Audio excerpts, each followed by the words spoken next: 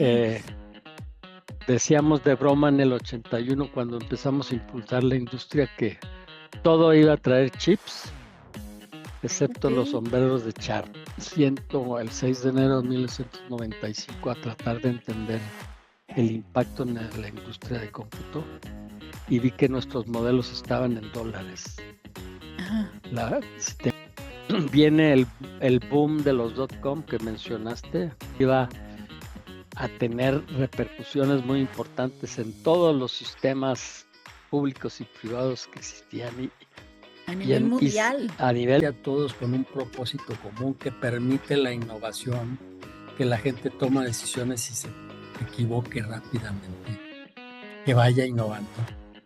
Eh, y uno, el que sepa aprovechar la sinergia de trabajo con máquinas, va a tener. Hola, muy buenas tardes, buenos días, buenas noches, dependiendo de la hora que nos estén viendo o escuchando.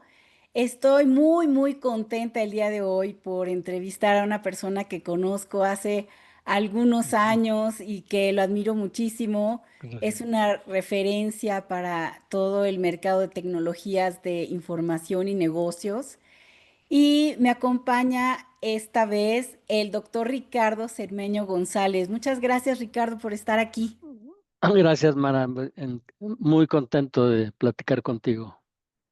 Perfecto, Ricardo. Pues bueno, la idea de invitarte es un poco rebotar contigo algunas ideas y también conocer tu opinión de algunas cosas sobre la industria. Pero Muy antes bien. que nada, me gustaría que nos platiques para las personas que no te conozcan, ¿quién es Ricardo Cermeño? Pues muchas gracias, Mara. Bueno, pues yo soy eh, un- una persona con una familia muy bonita.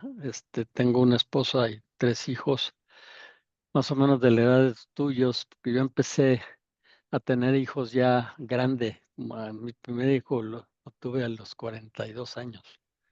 Entonces, mis hijos andan en los 30, ¿no? Y yo soy, Ajá. eh, ya estoy entrando el cuarto de siglo.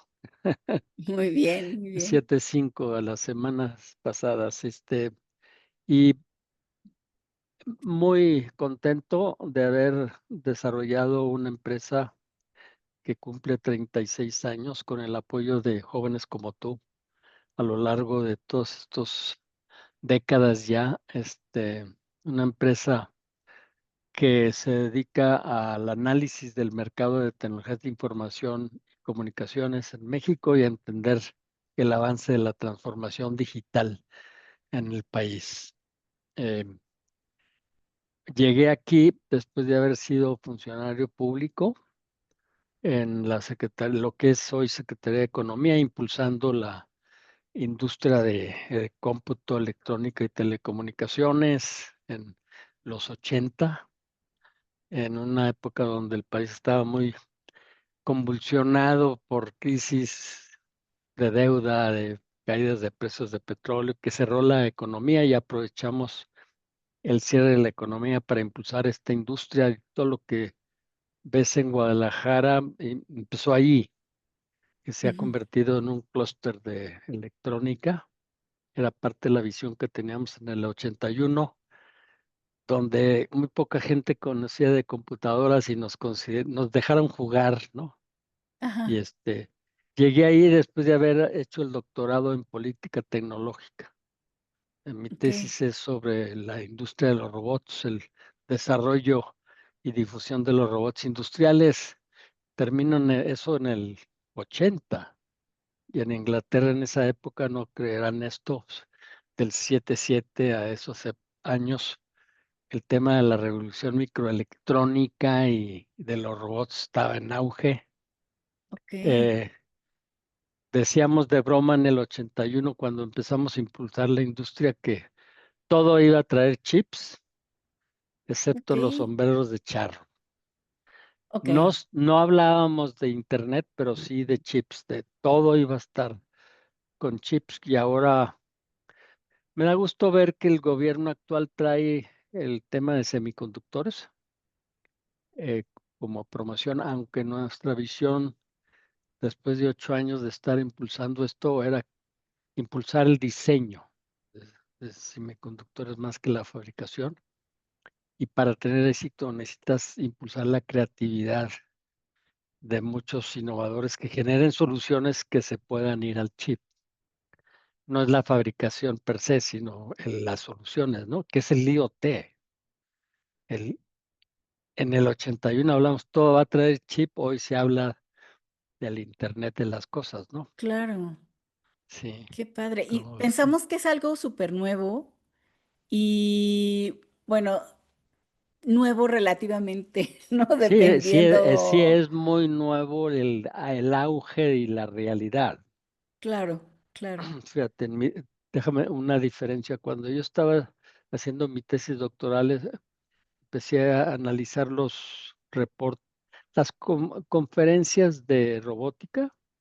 Ajá, Analicé 10 años. En esos años, eh, los japoneses eran muy vanguardistas y tenían pruebas de robots que para poder identificar un cubo, una pirámide, una esfera, pues se requería muchísimo poder de cómputo que no existía. Entonces, claro, eran pues la visión, ahora sí que la emergencia de la visión por máquina, ¿no? Pero las computadoras eran mucho más caras y menos potentes. Entonces, la disponibilidad de procesamiento barato ha hecho que hoy tengamos coches autónomos, ¿no? claro, Entonces, ya, son las limitaciones de la visión existe, ¿no? De inteligencia artificial desde los 40, ¿no? O sea, o claro. antes. Y, pero sí vamos viendo que se van, pues, bajando las barreras para que esto se haga realidad. Qué increíble, porque de repente nosotros pensamos que todo esto es muy nuevo y que estamos en esta época y como lo dices, a lo mejor la visión siempre ha existido, o bueno, tiene muchos años y muchas décadas existiendo, Mm. pero la tecnología no lo permitía. Sí, sí, Ahora que la tecnología lo permite, pues ya tenemos hecho realidad muchas cosas que en sí, algún momento se pensaron, ¿no? claro. La inteligencia artificial se acuñó ahorita, no recuerdo exactamente 40, 50, este, el primero que habla de inteligencia artificial. Y ha habido varios auges e inviernos, se llaman, de la Ok, inteligencia artificial. Yo me acuerdo en los 80, cuando estaba en el gobierno, me entusiasmó mucho el concepto de sistemas expertos. ok, Yo dije, wow, va a ser, pero después vino un desencanto. Entonces, pues traemos ahorita un auge muy importante, pero con una realidad impresionantemente acelerada, ¿no? Entonces, claro. yo creo que sí va a haber un desencanto como lo estoy viendo en todos estos eh, calenturas. Viene un entusiasmo y luego un desencanto, pero no va a ser tan profundo porque el desarrollo está enloquecido. Sí, con muchísimos riesgos. Estoy leyendo. Hoy venía leyendo este de uno de los riesgos es que mucha gente la está tomando la inteligencia artificial como si fuera consciente, ¿no? Entonces Claro, empieza a tener relaciones emocionales y son máquinas, no son seres. claro, no, no van a tener una empatía contigo o te van a No, fíjate que soportar. al revés, al revés. Ajá, El tema es que esa es una máquina que te va a consentir y que te va a darte la idea de que te conoce y te apapacha y más bien va en contra del desarrollo de la empatía, porque para tener empatía necesitas ponerte en los zapatos de otro que no piensa como tú, ¿no? claro, claro, Y empatar las diferencias de las expectativas. Y una máquina que te dice que sí, bueno, pues va a estar feliz, ¿no? Todo claro. eres lo máximo, pero pues eso no te permite desarrollar la capacidad de relacionarte con gente que no es así, ¿no? O más bien, estas son máquinas. Y estaba leyendo hace unos minutos, ¿no? Ajá, Ese fenómeno de incluso de un joven de suicida. claro. Entonces, la empatía se desarrolla cuando tienes enfrente gente que no eres tú. Exacto. Y vamos a ir para allá. Me Sí, gustaría sí, preguntarte, en estos más de 30 años que llevas dentro de la industria y sí, analizando lo que es, pues, todos estos inviernos, como tú dices, subidas y bajadas de diferentes sí, sí, sí. tecnologías, ¿cuáles consideras que han sido los puntos de inflexión en este sector en México a lo Ujú. largo de estos años? No, pues gracias. Bueno, mira, ha habido, yo digo, no sé si conozcan ustedes a la Tota Carvajal. ¿Tú lo conoces? ¿Has oído hablar de él? Sí, en este momento, o sea, me ¿No te suena, pero acuerdas? la verdad no me acuerdo Bueno, exactamente. es el primer mexicano el primer jugador de fútbol del mundo que cumplió 5 copas mundiales. Ok, Le llamaban el 5 copas y ahora hay mucho. Y es portero de la selección mexicana, el más goleado de la historia, y le llamaban el 5 copas. A mí me dicen el 5 crisis, ¿ok? O ok, sea, esos puntos de inflexión en México están netamente asociados a nuestra situación económica y política, ¿no? Entonces, ok. nosotros cuando empezamos a impulsar la industria de cómputo en México, Ajá, lo hicimos motivados por los funcionarios públicos que veían con preocupación en que en el boom petrolero el crecimiento de la importación de las computadoras se aceleró muchísimo. Y entonces nos dieron la tarea, eso fue 77, 78, 79.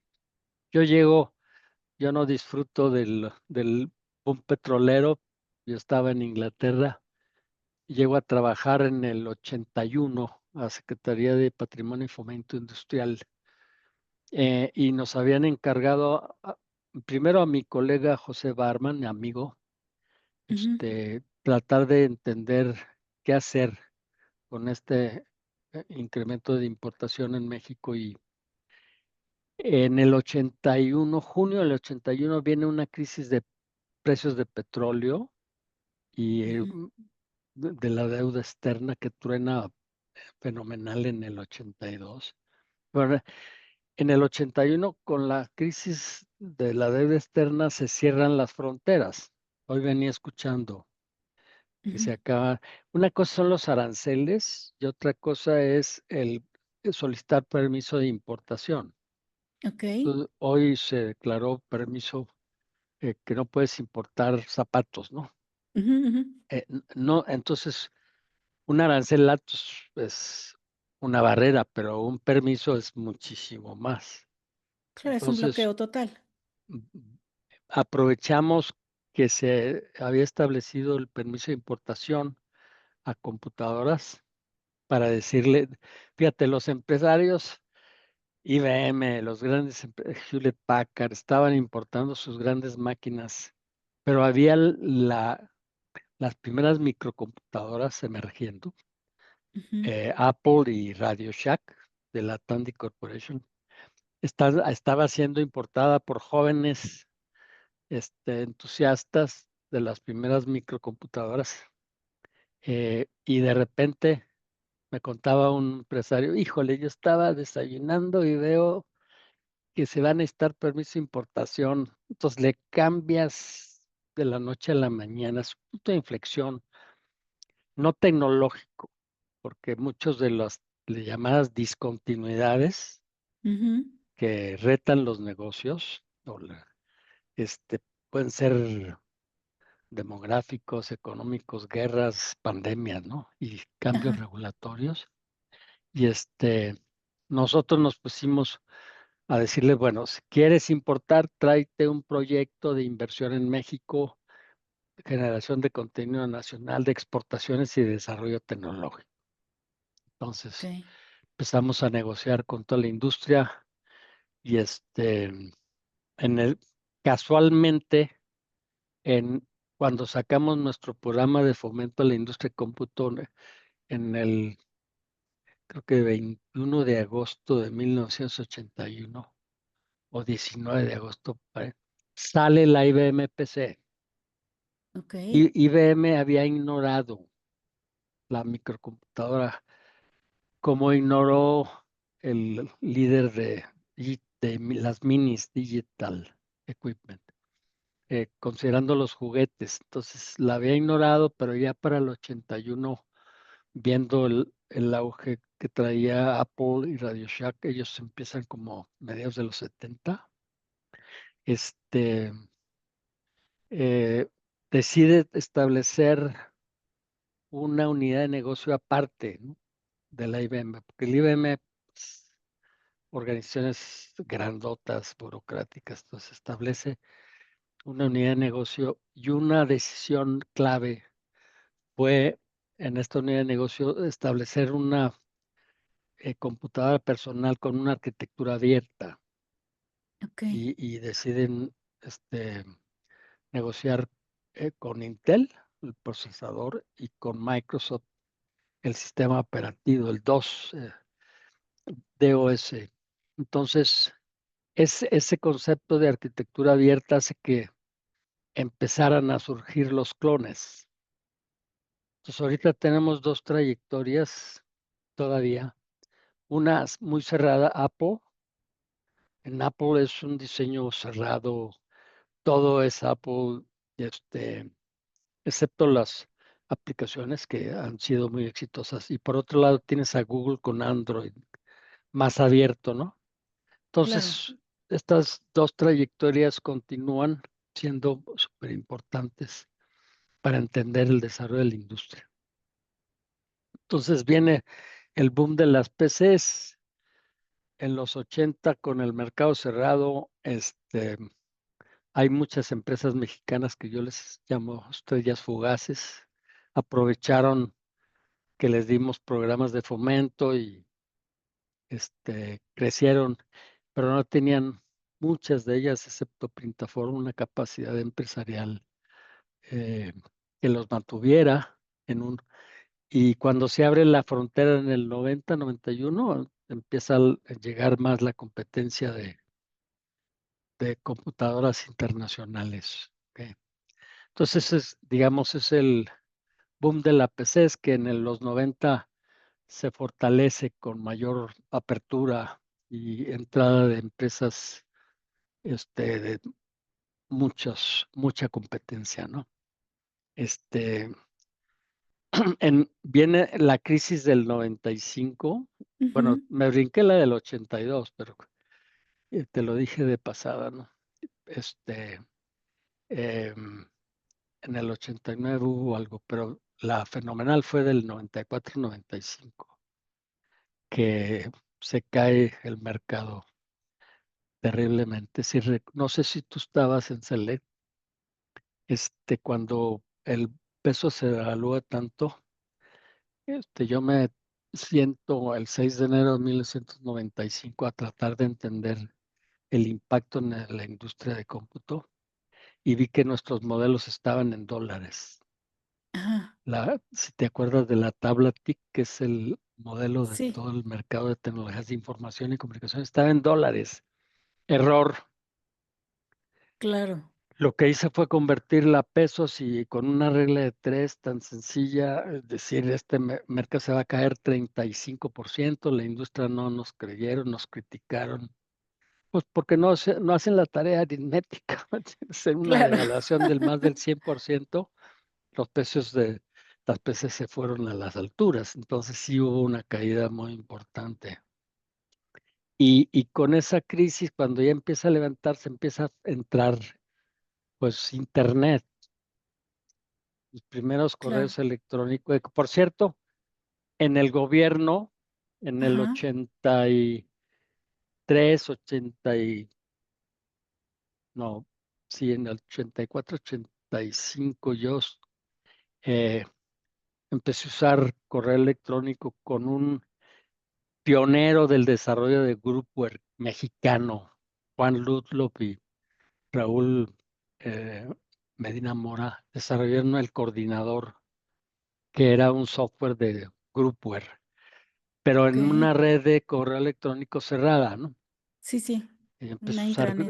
yo empecé, no un extranet, pero no era internet, era Ah, ok, ok.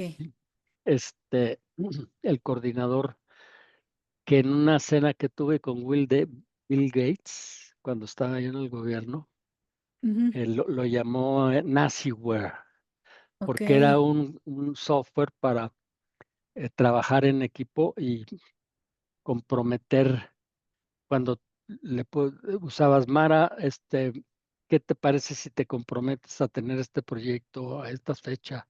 Y tú si aceptabas, entonces te seguían los compromisos y era una ok, teoría de un chileno que los jóvenes estudiantes creo que en Stanford desarrollaron con la visión del chileno que fue consultor de Allende, creo que es ajá, Fernando, no, me olvido el nombre, pero una teoría de comunicaciones. ok, Ya entonces me falté eso porque yo empiezo a usar correo electrónico ya en internet en el ajá, 96, 97. No, perdón, antes. Antes porque nuestro primer estudio de internet, que fuimos pioneros en México de entender el avance de internet, fue en el 96 con José Garcés.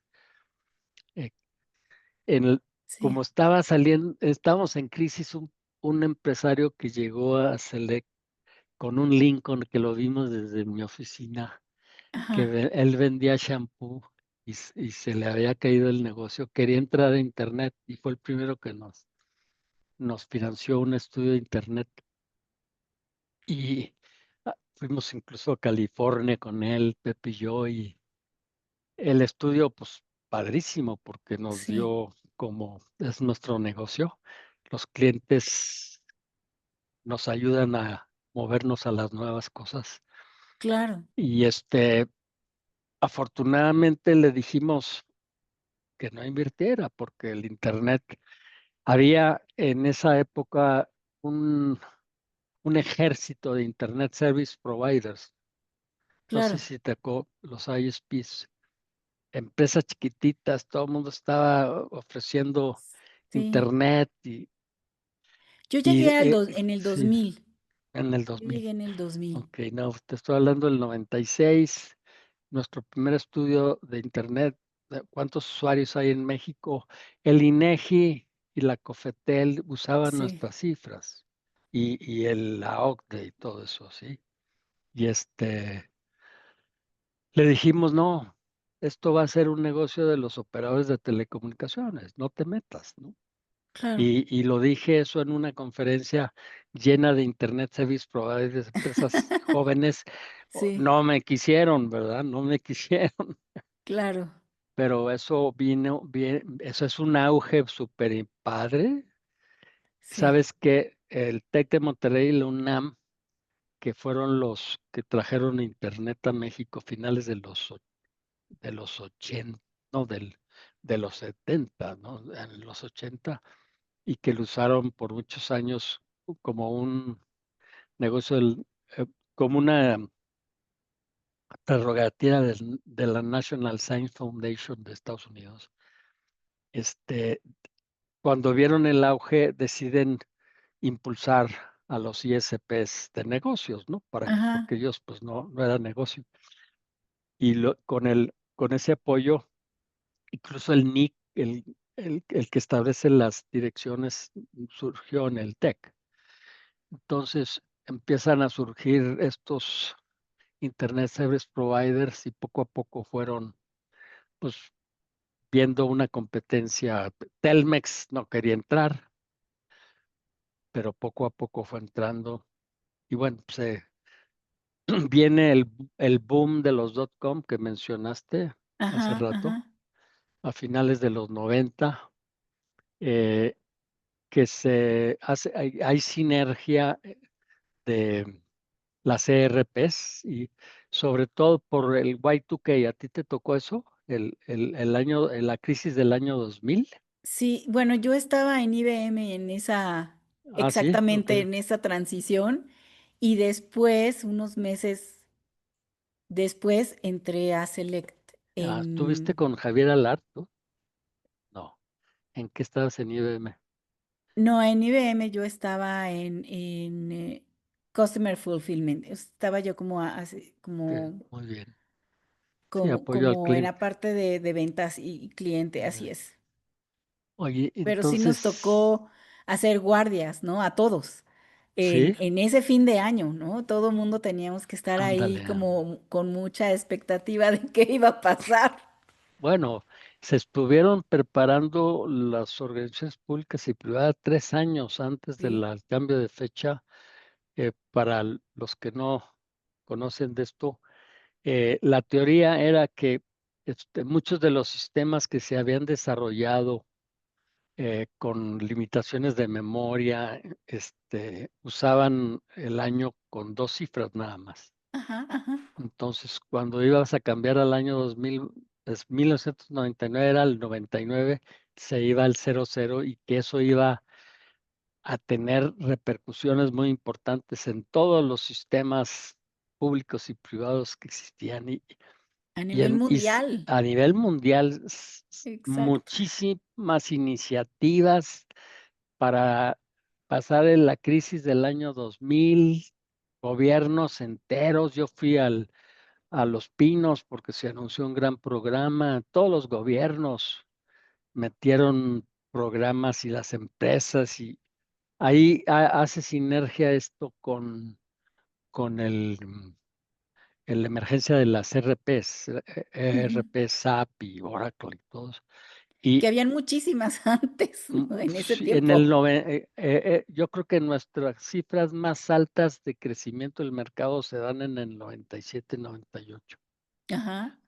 Más de 30% de crecimiento. Igual estaba la época de los .com, ¿no? Exacto. Entonces, coinciden estas ola tan intensa de .com y de Y2K con que en el 2000 empieza a caerse, a romperse la burbuja de los .com, que son los negocios que surgen con Internet. Ujú. El concepto de .com es pues, asociado a las direcciones de Internet. Y entonces, los .com en inglés son los nativos digitales. Ok. Este, nativos digitales, yo empecé a usar Amazon en el 97. Es un ejemplo de un nativo digital históricamente exitoso, ¿no? Muchos Claro, otros fueron exitosos, pero miles más tronaron. claro. Mucha exuberancia. Todas estas calenturas van asociadas a especulación financiera, ¿no? Mucho Claro. dinero, con promesas de que, es más, se hablaba de la nueva economía, ya no iba a haber recesiones y todo eso tronó. Mucha contabilidad creativa para estimular a los inversionistas y siempre llegan tarde los que tienen dinero guardado en el colchón, dicen las viudas y se las llevan al baile, ¿me entiendes? Entonces, Claro. este, coincide con que cuando despiertas el 1 de enero del 2000, no pasó nada. Exacto. No pasó nada. Tú estabas de guardia y ¿qué pasó? Pues se veía como ahora sí que en el mundo nos adelanta a Asia, Ujú. ya se sabía que en ese momento, cuando fueron pasando los continentes, ¿no? Que no iba a pasar nada, pues ya se relajaron como mucho las cosas, ¿no? Principalmente en este tema, ¿no? Era un tema que yo creo que O también sea, tiene que ver que se prepararon, ¿no? Ya en Asia, sí, bueno, Ya había pasado el año. obviamente ya había pasado. Y qué había de anuncios? Pues digamos que lo que recuerdo, porque ya fue hace 25 años, ¿no? Este, creo que fue así como todo el mundo estaba a la expectativa que pasara el año en Asia. No me acuerdo exactamente en qué, si era Japón o exactamente dónde. Y pues dijeron que finalmente todo estaba como tranquilo. Al final del día, estábamos como yo no tenía una posición como muy importante, estaba yo como Sí, más operativa, no, no podía tomar decisiones, entonces más bien era así como que, bueno, ya tranquilicémonos todos, ¿no? No va a pasar nada y a seguir con los pendientes normales, ¿no? ok. Porque a nosotros nos tocaba trabajar el 1 de enero de cada año para hacer el cierre del año. Entonces así de, bueno, no pasó nada, ustedes sigan trabajando, ¿no? Pues mire, entonces viene esa ruptura de expectativas Claro, tremenda, ¿eh? Tremenda. claro. Afectó a muchísimo. Las empresas de telecomunicaciones casi, bueno, de ahí viene el tren a varias empresas de telecomunicaciones, ¿no? Ok. Y coincide con fraudes también.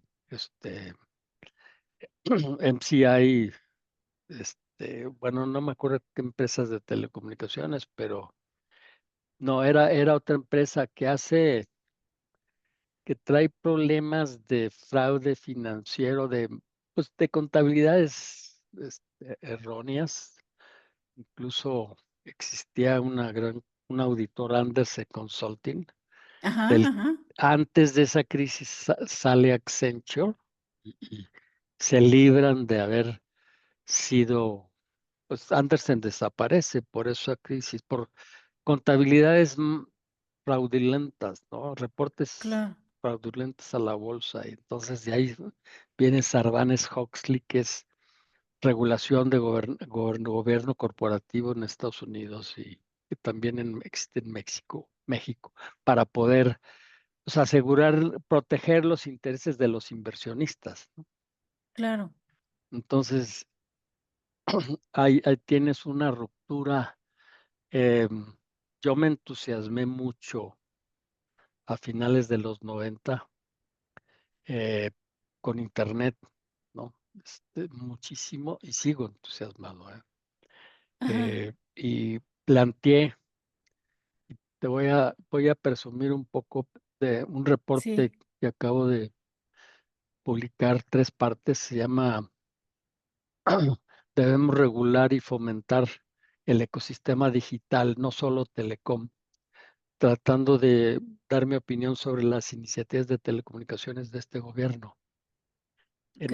Y pongo al principio de la primera parte que en el 99 yo planteé una visión de la convergencia digital eh, en 3 ejes. Todo se iba a convertir en redes de datos, redes Ujú. conmutación de paquetes IP, sustituyendo las tecnologías de circuitos tradicionales de telecomunicaciones. Cuando yo estaba en el gobierno, fui a ver las maquetas que Ericsson e Indetel, fabricantes de redes, eh, habían traído de centrales telefónicas digitales, Ujú. pero digitalizaron con tecnología de circuitos, ¿sí? O sea, Ok. sustituyeron relevadores con microprocesadores, pero este, no vieron nada de Internet. ok, Y en el, pues ya para el 97, para mí era claro que la tecnología iba a ser de conmutación de paquetes. Entonces, la convergencia en primer lugar es, todo es, ganan las computadoras, ok, las redes de cómputo de conmutación de paquetes, las redes de circuitos ujú, truenan. ok, Los fabricantes Siemens, Ericsson, ya no fabrican. ¿Entiendes? ok. Se convirtieron en desarrolladores de software los que sobrevivieron.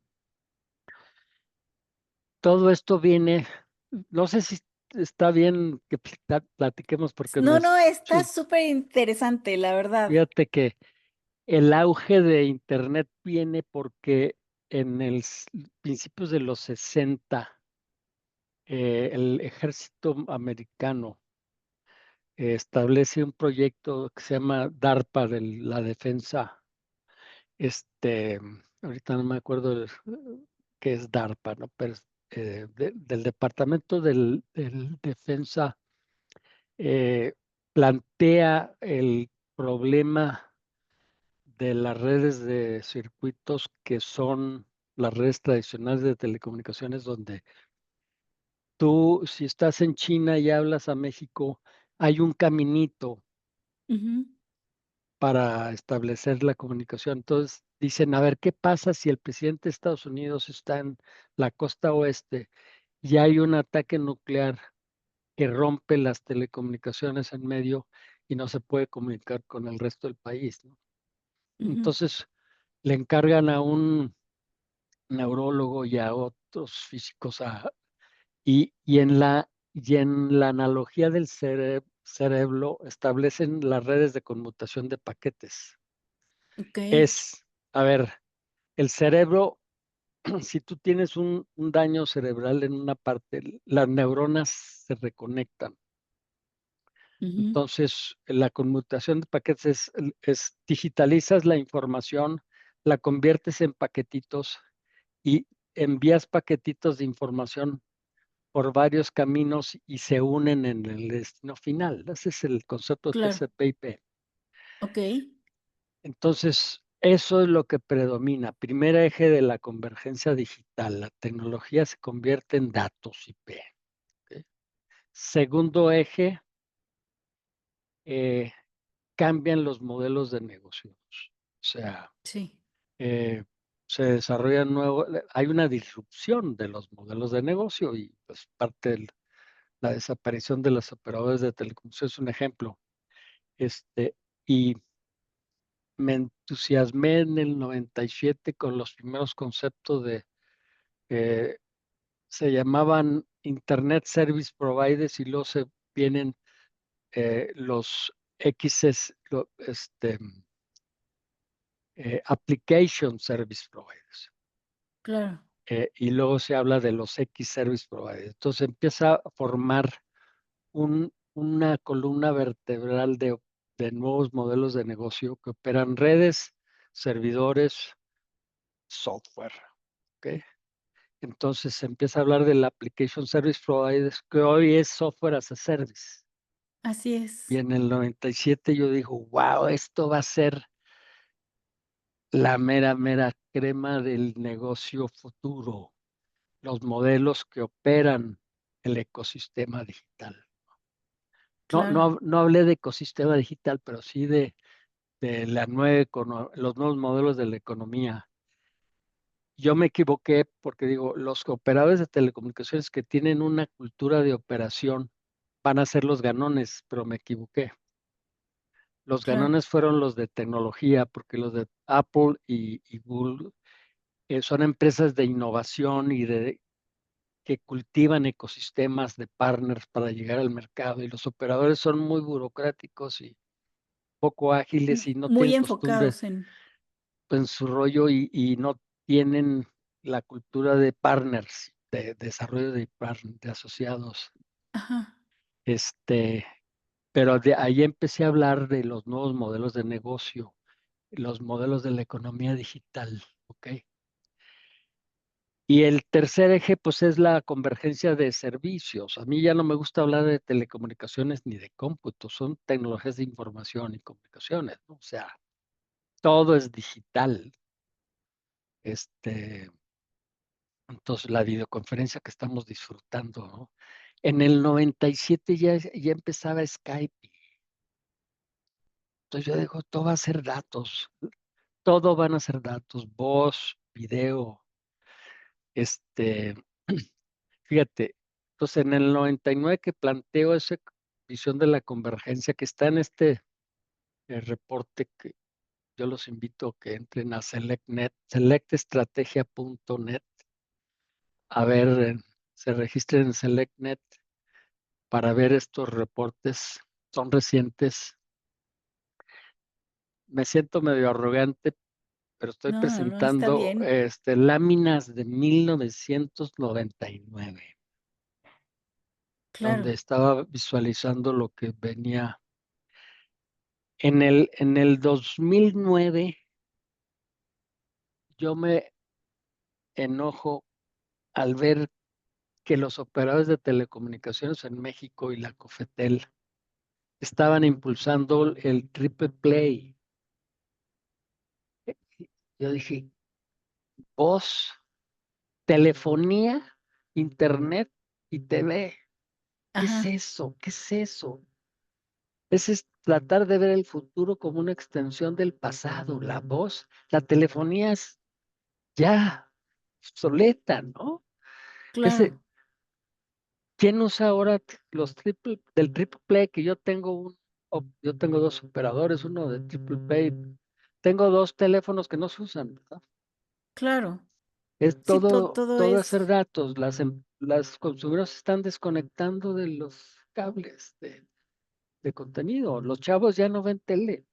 Entonces, Y ya no te eso, hablan a tu casa. fíjate, 10 años, exactamente 10 años después de que yo planteé la visión de un ecosistema digital de convergencia del cómputo y las telecomunicaciones, emana esto. A mí decía, ya no me gusta hablar de cómputo y telecom, son servicios digitales, ¿no?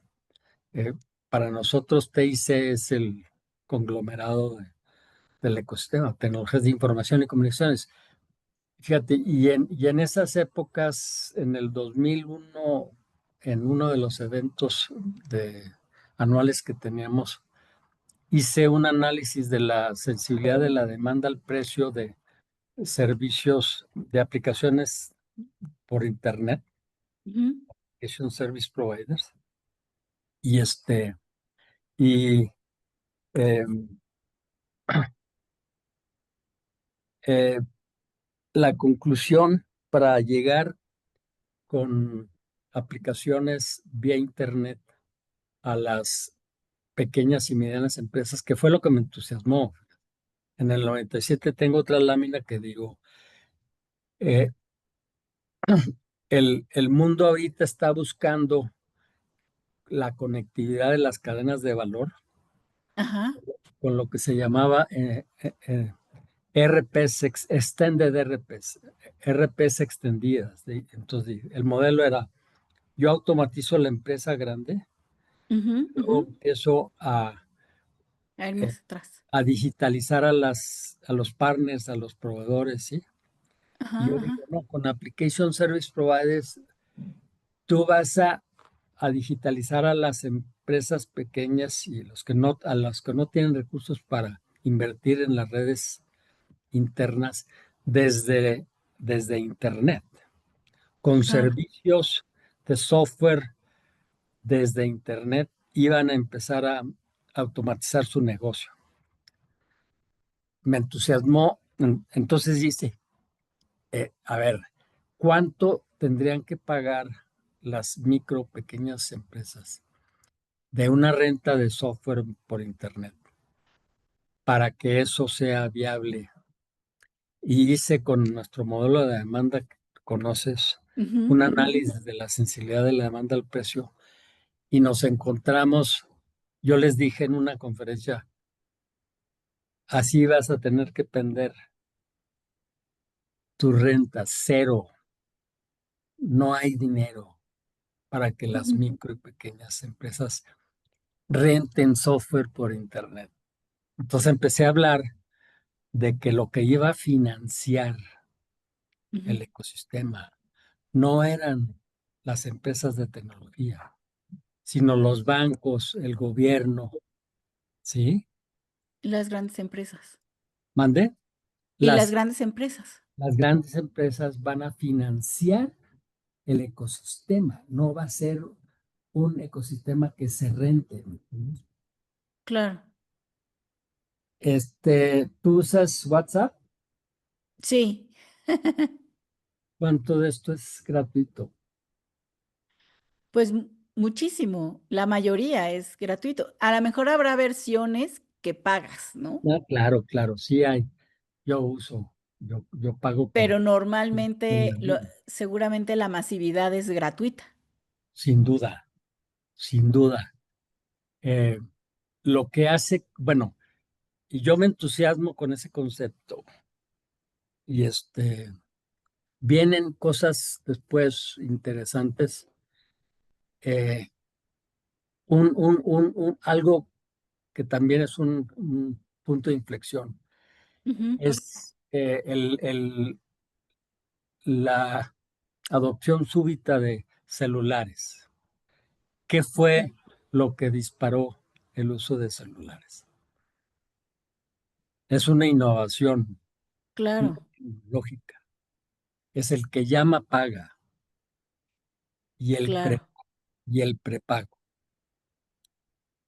Cuando yo estaba en el gobierno, en todos los eventos de telecomunicaciones de los 80 y de los 90, siempre se hablaba de la teledensidad muy estancada, de las líneas fijas por cada 100 habitantes. Ujú, ujú, Y cuando surge el celular 79, pues sigue habiendo, son caros, pero cuando se adopta una norma de que llama paga, ujú. el que paga es el que llama, ¿no? Y los Claro, que tienen dinero logran, y aparte el prepago, que fue una inversión mexicana, no tienes que hacer contratos, compra 100 pesos de recarga y lo vas recargando, ¿sí? Eso hizo exacto. que explotara el celular. Y ya tenemos una teledensidad impresionante, ¿no? Más de 100. Claro, Entonces, eso comprobó lo que en parte yo había dicho a principios de los 2000. O sea, al final, el ecosistema digital va a financiar por el que tiene dinero. claro. Hoy, eh, Byte, ¿conoces a Byte? Es Sí. el tercer operador virtual con mayor usuarios, ¿no? Es el de Walmart, ¿no? Walmart, Ajá.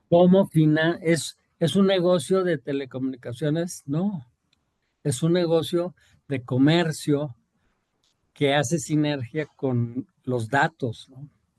Ofrece en lugar de puntos datos, ¿ok? Ok. Todo eso me lleva a un punto donde también me desilusioné cuando surge el cómputo en la nube. Ok. Cuando se empezó a hablar de eso fue gracias a que Jeff Bezos Ujú, de Amazon. Fíjate, también en tendencias a finales de los 90, principios de los 2000, yo digo, Amazon con esta capacidad de digitalizar el negocio va a ir diversificando su oferta. ujú. ¿Ok? Pues hoy es un marketplace impresionante.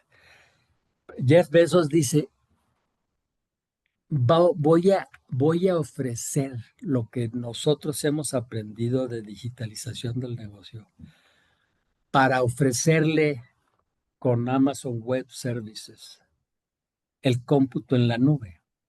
Ajá. Eso fue como en el 2008, 2000, por ahí. A lo mejor me equivoco en las fechas, pero o Más o menos cercano. un poquito más tarde. Entonces se empieza a hablar de cómputo en la nube. Yo dije, wow, ¿qué onda? Hardware en la nube. A ver, no, todo es software, maestro. Y son negocios en la nube, ¿no? Digo, mi reacción fue porque yo estaba viendo lo que te digo, los negocios digitales, ¿no? Pero Ujú, sí fue un gran momento, ¿no? Porque con eso ofreces una infraestructura digital fenomenal que hoy estamos disfrutando para que todos los negocios que no habían aprendido cómo hacerla, aprovecharan esta competencia clave, ¿no? ujú, ujú. La primera vez que yo usé para comprar con entusiasmo a finales de los 90, no voy a mencionar alguna de las tiendas departamentales mexicanas Ajá, y los supermercados, que era una terrible pesadilla. comprar, una pesadilla comprar por internet. Yo decía, siento que cuando compro en esta tienda, alguien está en el otro lado de la computadora. Oiga, ya tenemos a alguien que está comprando,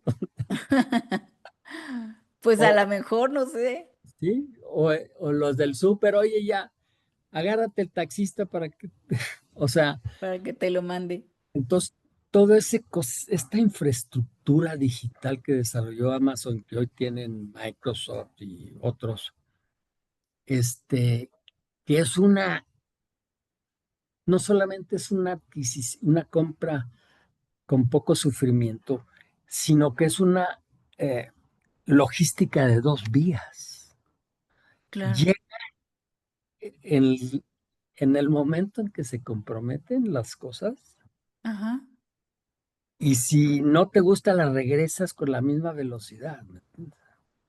claro, Entonces, yo reaccioné porque estaba viendo, pues que van a hacer negocios, gobierno, bancos, pero aquí lo que hizo Besos es darle al mundo esta infraestructura para poder digitalizar los negocios, ¿no?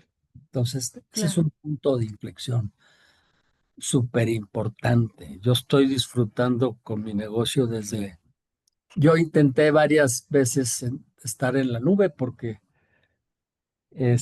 a veces el entusiasmo tecnológico me hizo perder mucha lana. Por Ajá, ejemplo, mi primer página de ujú, internet en Select estaba en un centro de datos de los primeros que surgieron, video, que era carísima. claro. Cuando empezaron a apretar las economías, yo dije, ¿cómo puedo tener una página en un lugar tan caro? Es como si trajera yo a mi perrito paseando en un Rolls Royce, ¿no? Porque mis páginas eran.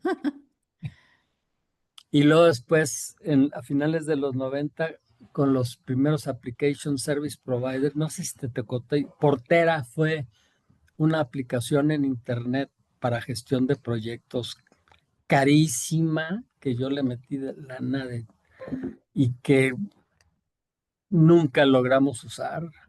Eh, Ajá, Luego con el truene, porque vienen las crisis también de los 2000, híjole. En fin, lo importante es que mencionaba en el 18, después de varios intentos de hosting del servidor, fui feliz ok. de, de moverme a la nube porque en el 17, en el terremoto del 17, llegamos Ricardo Hernández y yo, porque se cayó el servidor en el terremoto en la Condesa, pero Ok, físicamente, o sea, llegamos a la oficina, estaba el servidor caído por el terremoto que tuvimos, ok, ¿no? ok. Sí, es Entonces, que la Condesa sufrió muchísimo, digo, toda la ciudad, pero la Condesa fue un problema. terrible, terrible. La Condesa, pues tuve 30 años ahí todos los días. Era tristísima, una tragedia. Es Claro, una zona muy bonita, estaba súper dañada. Y después en el 18 ya abandoné las oficinas Desde entonces estoy en la nube con todo, con todo. Eh, Ok. Logramos establecer en esos años antes de que yo cerrara la oficina, redes IP, telecomunicación, telefonía IP, pero pues los proveedores me llevaban chunches y teléfonos. Entonces yo dije en el 18, a ver, llévense todo, gratis, vamos, no lo quiero. Ajá. Me cuestionaba el que me daba comunicaciones IP. Es que no vas a tener calidad de servicio porque no tienes. No, les dije, no, maestro, ya, esto va, todo va a ser aquí, no te preocupes, llévate tus chunches, ya, Claro. gas, invierto un 30% y tengo un super servicio con estas videoconferencias, con todas mis plataformas en Internet y con un desarrollo de microservicios, ¿sí? Que rompes las visiones globales del software en microservicios y los vas uniendo con interfaces. Entonces, Claro. el cómputo en la nube, estos conceptos los aprendí de Amazon. Ok. Amazon trae el concepto de arquitectura de microservicios y de agilidad, que es Ujú. de las cosas más importantes actuales. Eh, Ok. en un entorno tan disruptivo y volátil, necesitas ser ágil. Claro. Entonces, rompes los grandes sistemas en módulos y los repartes en grupos de trabajo pequeños que están desarrollando, los que desarrollan y los del negocio, prestaciones, innovaciones al negocio todo el tiempo, miles al día, Claro. Claro. miles al día. Y yo un poco para cerrar, toda esta agilidad solamente se logra con una cultura de organizaciones abierta, Ok. una organización que compromete a todos con un propósito común, que permite la innovación, que la gente toma decisiones y se equivoque rápidamente, que vaya innovando. eh, y una organización que es altamente colaborativa al interior y al exterior en el ecosistema digital, ¿no? Claro. Internet, perdón, inteligencia artificial viene a acelerar todo esto. Estoy a punto de empezar a escribir la parte 4 de esta secuela de fomentando y regulando el ecosistema digital. Y estoy rescatando una lámina de 1998 Ok. de comunidades virtuales. Ok. La tecnología iba a avanzar en varias fases. Primero fueron las plataformas, el hardware, el software después, y ahora es el contenido. Ok. Es análisis. Y de digitalizar datos para automatizar transacciones a empezar a generar visiones completas digitales y generar conocimiento. Y en ese avance vas automatizando los procesos, las cadenas de valor y ahora las comunidades virtuales. Y las comunidades virtuales hoy, que no lo veía en el 98, son incluyendo las máquinas Ok. como parte de la comunidad. O sea, vamos a tener que aprender a hacer sinergia con máquinas sin pensar que son conscientes, pero sí que si Ok. trabajas colaborativamente con las máquinas para generar conocimiento. Claro. Oye, Ricardo, está súper interesante todo lo que nos comentas. Eh, Me encantaría hacer una segunda parte, pero bueno, viendo el tiempo, no quisiera yo Sí, sí, robarte sí. mucho tiempo. Me gustaría que nos ayudaras a hacer una reflexión sobre el futuro del trabajo. ¿Qué es lo que ves? ¿Qué tenemos que ser las personas? ¿Qué es lo que tú ves hacia el 2030 sobre el futuro del trabajo? El trabajo va a ser colaborativo, haciendo sinergia todo el tiempo con máquinas en el desarrollo creativo, intelectual. Este, Tal vez las habilidades más manuales van a ser las menos afectadas, ¿no?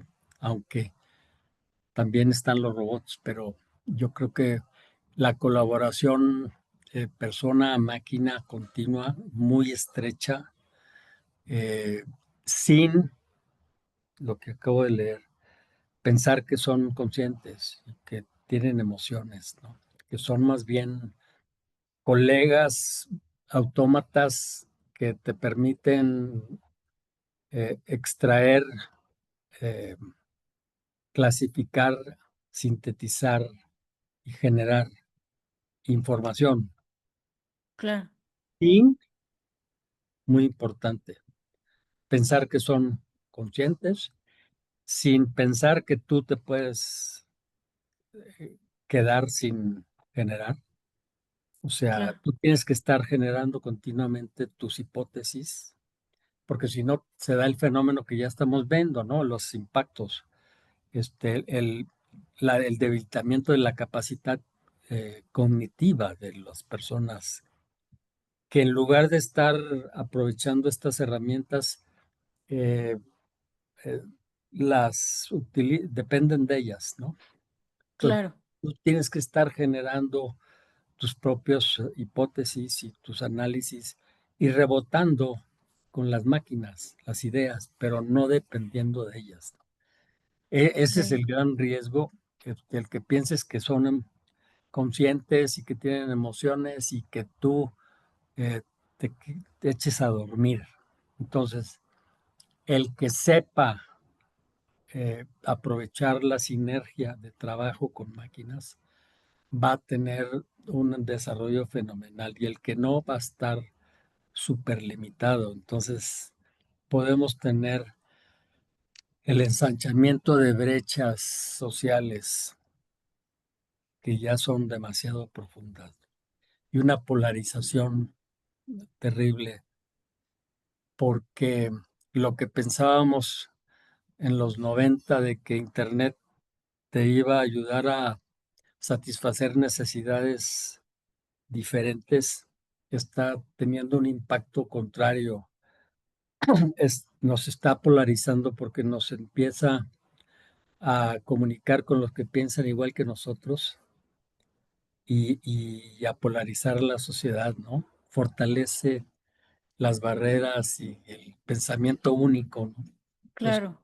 por eso que dijimos, pues estoy hablando con el que me conoce, ¿no? Y sabe lo mismo y tiene las mismas y empiezo a rechazar los que no piensan como yo. Ese es, No nos incomodamos. así es. Esos son los riesgos, pero el potencial es fenomenal.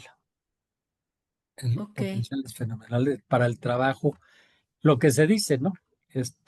No te tienes que preocupar que la inteligencia artificial elimine tu trabajo, sino te tienes que preocupar de los que usen inteligencia artificial y tú no, y que te van a eliminar. ok. Perfecto, Ricardo. Pues muchísimas gracias. Me encanta todo tu trayectoria, tu experiencia. Y bueno, pues ojalá podamos hacer una segunda parte para hablar de muchas otras cosas. Ahora sí que déjenos los comentarios que quisieran preguntarle a Ricardo si Gracias. tenemos otra oportunidad de reunirnos y suscríbanse a SelectNet, ¿verdad? SelectNet, lo vamos a poner Sí, sí. Selectestrategia.net. selectestrategia.net. Arriba a la derecha está SelectNet para registrarse y recibir un reporte semanal de tecnología y negocios que inventamos en 6 de enero del 95, cuando la crisis del peso fenomenal me hizo lanzar este reporte para apoyar a la industria. Súper, súper bien. Pues vamos a poner el enlace en la descripción de este episodio. y ustedes van a poder darle clic. De todas maneras, compártenos dónde te pueden seguir, Ricardo, cuáles son tus redes sociales. Ah, pues uso LinkedIn, es- Ujú. creo que es @Ricardo Sarmeno G. Ok, ok, también lo ponemos Búsquenme en en la LinkedIn, descripción. Ricardo Sarmeño González. Ese es donde yo estoy compartiendo más información. En Twitter también, pero sobre todo LinkedIn. Es más rico. Perfecto. ¿Ok? Yo te Bueno, agradezco mucho éxito. mucho, Ricardo, padrísimo lo que nos platicas y bueno, nos faltaron muchísimas horas No, pues, para poder platicar contigo toda tu experiencia y lo que ves, pero ahora sí que nos vamos por partes. Muchísimas gracias. a tus órdenes, Mara. Que tengas felicidades, ¿eh? Mucho éxito. Muchas gracias. Gracias a todos y compartan por favor este video con las personas que estén en su empresa, las personas de tecnología de su empresa tienen que escucharlo. Entonces, compártalo y comenten qué quisieran preguntarle a Ricardo Cermeño en un futuro si tenemos otra entrevista. Muchísimas gracias a todos. Gracias, Mara. Hasta Despídanse. luego. Chao. Gracias.